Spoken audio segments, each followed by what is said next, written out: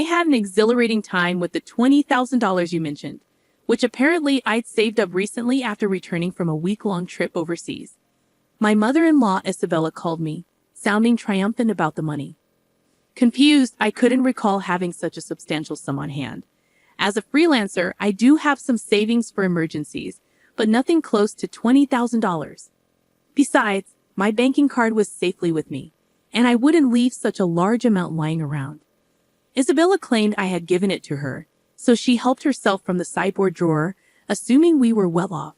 Grateful for the gesture but perplexed, I assured her it was fine, despite not comprehending the source of the money.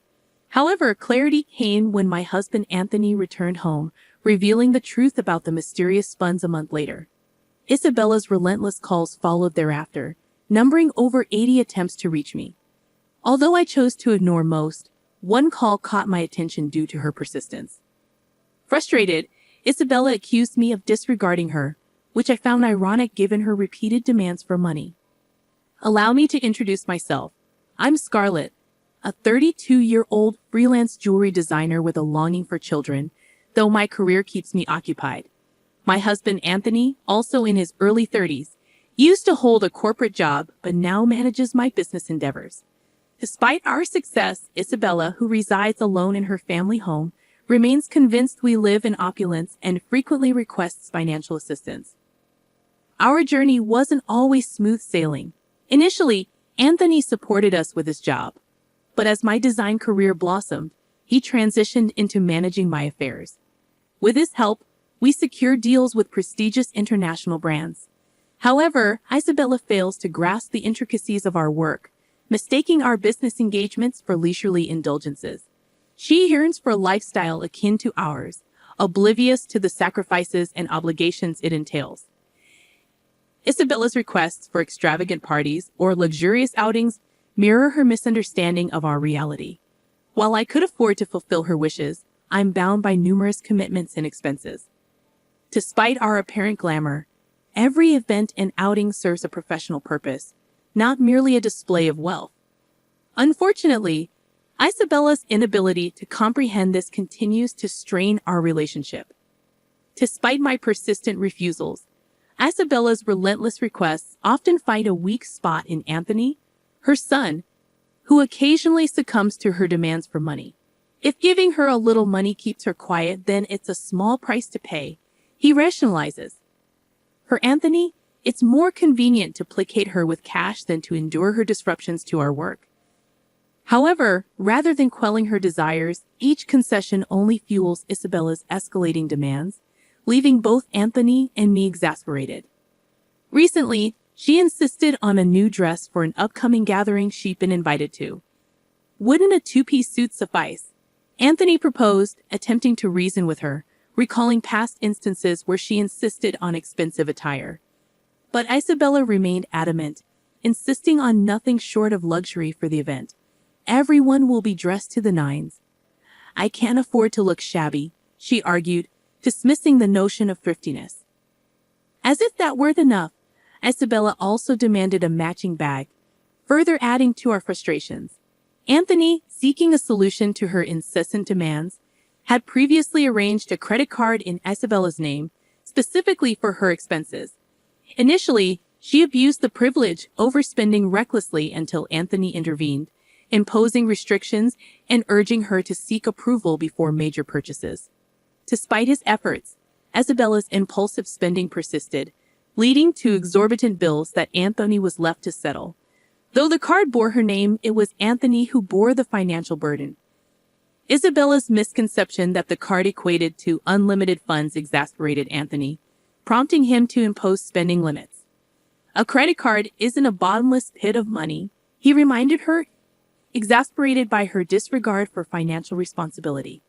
Caught in the midst of her whims, Isabella's frustration was palpable when her spending privileges were curtailed. "What the heck? I couldn't pay for my shopping the other day," she explained, failing to grasp the consequences of her unchecked expenditures. Isabella stormed in, berating us for the struggle with payments due to her overspending. "We've lowered your monthly limit. It's still sufficient, right?" Anthony attempted to reason, but Isabella remained unconvinced. Just because you say so, you two are still dressing up and going to fancy places. How is what I'm doing any different? She retorted bitterly, failing to discern the disparity between our professional engagements and her extravagant desires. Despite imposing restrictions on her credit card, Isabella's discontent persisted, occasionally venting her grievances to Anthony during her visits. Yet, for a while, life carried on without significant hitches. As the year drew to a close, a promising opportunity emerged in my career, a proposal to expand business dealings overseas. Excited by the prospect, I saw it as a chance to elevate my status as a designer. However, amid the anticipation of this new venture, concerns arose about Isabella's reaction. Given her past behavior, the possibility of her wanting to accompany us seemed plausible. We broached the subject delicately with her, but Isabella remained skeptical, accusing us of planning to live lavishly abroad without her. Exhausted by the circular argument, we conceded that she couldn't join us permanently. Instead, we offered to fund a week-long trip for her, hoping to appease her desire for luxury. Isabella accepted with mixed emotions, but the tranquility was short-lived. Days later, as Anthony busied himself with arrangements for our overseas move, Isabella returned, requesting funds for shopping during her trip. "What about the card Anthony gave you?"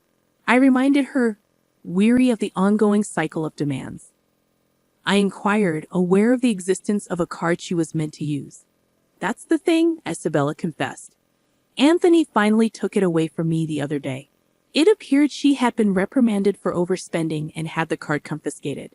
I speculated that Anthony might have been concerned about potential misuse, particularly with fluctuating currency rates overseas. However, I didn't have that kind of money readily available either. I can't give you money without Anthony's approval. Can you ask him?" I suggested. Isabella dismissed the idea, insisting it was futile. "That's why I'm asking you," she retorted, raising her voice as she left, leaving me perplexed.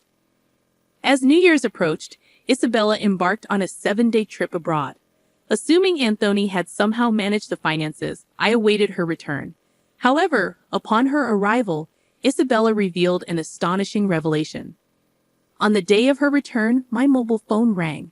"I'm back. It was so much fun," Isabella exclaimed enthusiastically, recounting her adventures without prompting. "And I may have gone overboard with souvenirs.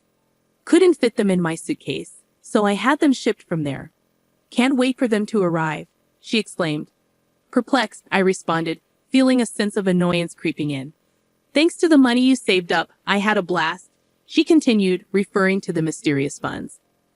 Confused, I reiterated, "Saved up money? What are you talking about?" I had no recollection of such funds. While I did have savings for business emergencies in my bank account, Isabella couldn't have withdrawn cash from it. Isabella persisted, claiming she found the money in the sideboard drawer of our house. $20,000, she clarified, leaving me baffled at the notion of such a large sum stored at home, especially without my knowledge. I addressed Isabella sternly. "I'm not sure what money you're talking about, but if you took it from our house without permission, that's theft, even if you're family. Do you understand?" Her response was unsettlingly nonchalant. "That's why I'm telling you now that I used it," she replied, unabashedly, justifying her actions with a post-factum report. Frowning, I emphasized the severity of the situation. "I have no idea about this money, but if you took it and used it without saying anything, it's a crime.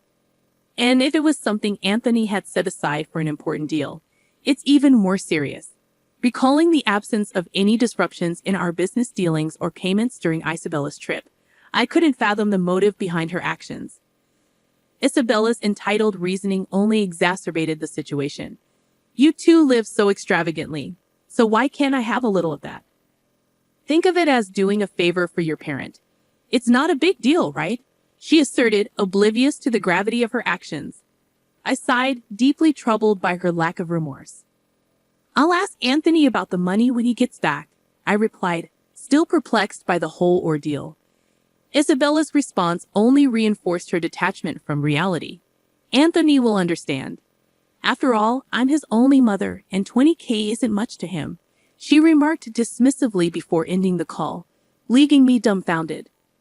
Later that night, Anthony returned home with a troubled expression.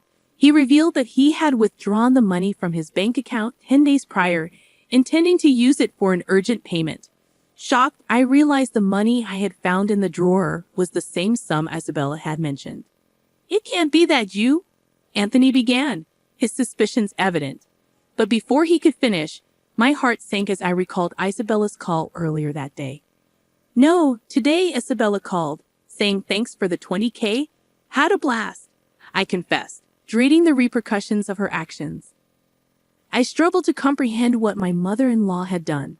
So it was Anthony's money after all, but what was such a large amount meant for?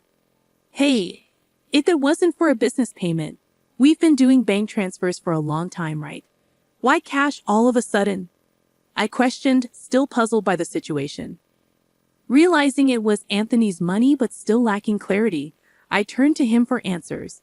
"So, Mom took it without saying. Then it's her fault," I suggested, seeking confirmation. Anthony began to explain the circumstances behind the large sum left at home. After limiting Isabella's credit card amount due to her secretive borrowing, which included consumer finance and credit cards she had opened behind our backs, Anthony decided to repay her debts discreetly. Although if I gave her cash, she'd spend it herself, so I planned to pay the institutions directly, Anthony elaborated. Concerned about maintaining trust with our business partners and for bookkeeping purposes, he opted for cash payments to avoid leaving a trail in our bank accounts. Supporting Isabella's overseas trip was akin to a parting gift, as we wouldn't be able to provide for her as before after relocating abroad. Understanding the situation, I realized the purpose behind the large sum of money. But what would become of Isabella now? Debt collection notices and payment demands will probably start coming soon, but since she spent it herself, there's nothing we can do, Anthony stated matter-of-factly. As we prepared for the move, Isabella's incessant calls to my mobile phone persisted. Despite Anthony's advice to ignore her, the frequency of the calls made it impossible to disregard. When I counted, there were as many as 80 missed calls from Isabella, almost every day. It was enough to raise concern. Just as I pondered over it, my phone rang again. Hesitant, I missed the call, but it didn't take long for it to ring once more, prompting me to answer. "Why aren't you answering my calls?" "I've called so many times." Isabella's voice quivered, sounding almost on the brink of tears. "I'm sorry, I've been busy with moving preparations." "What's wrong?" I attempted to soothe her, urging her to share her troubles. "It's not just what's wrong. They're asking for money, payments almost every day. It's too much," Isabella lamented. Concerned, I inquired if she had contacted Anthony. "He seems to be blocking my calls. I can't get through to him at all. Scarlett, you're my only hope now. Please help me," she pleaded, catching me off guard. I was taken aback by the realization that Anthony had taken such drastic measures with his own mother. If he had used the money he had prepared to pay off Isabella's debts, this situation wouldn't have arisen. Now, Isabella seemed inundated with collection letters from finance companies and consumer lenders, with relentless collection calls leaving her feeling helpless. It was a scene I had never witnessed before, something I had only seen in dramas. "I'll mention it to Anthony, but I can't guarantee what he'll do. A mother in trouble, it's a son's duty to help, right? Please ask him for me, okay?" With that, the call ended. However, the reality was harsh. We needed funds for our business expansion overseas, and we couldn't afford to help Isabella. Moreover, it was her own fault for misusing the money Anthony had set aside to settle her debts. When I informed Anthony about the call upon his return home, exhausted, he dismissed it coldly, showing no inclination to assist his mother. I had every intention of resolving things with Isabella before our departure, but she squandered the opportunity herself. It's true, the money was initially earmarked to settle Isabella's debts, but she opted for a lavish trip instead, leaving no room for excuses. Despite her continued calls, I made the difficult decision to block her number, following Anthony's lead. Though I wished I could aid her, if Anthony chose to ignore her, there was little I could do as his mother.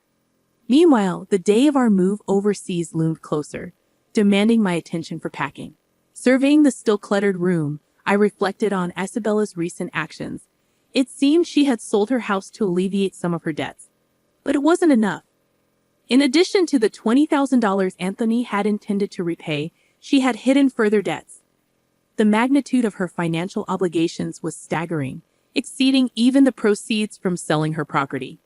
"Hey, our family home, it's gone. Are you okay with that?" I asked Anthony, noticing a tinge of sadness in his demeanor. Losing the house where one grew up must have felt like a profound loss. Having experienced the early loss of my parents' house, I empathized with the sense of displacement.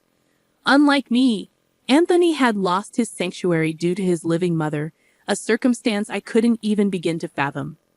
Now residing in a modest apartment, Isabella struggled to repay her remaining debts with a part-time job. At her age, finding work must have been challenging. While I harbored some sympathy for her situation, the repercussions of her reckless spending were undeniable. Even for the elderly, accountability for one's actions remained paramount. As my business flourished overseas and opportunities continued to arise, I found myself inundated with offers from unexpected quarters. Grateful for the newfound success, I juggled a hectic schedule, leaving little time for rest or exploration. Anthony, too, was occupied with various responsibilities. In the midst of it all, the prospect of starting a family still felt like a distant dream, a thought that lingered as I gazed out at the foreign cityscape beyond the window.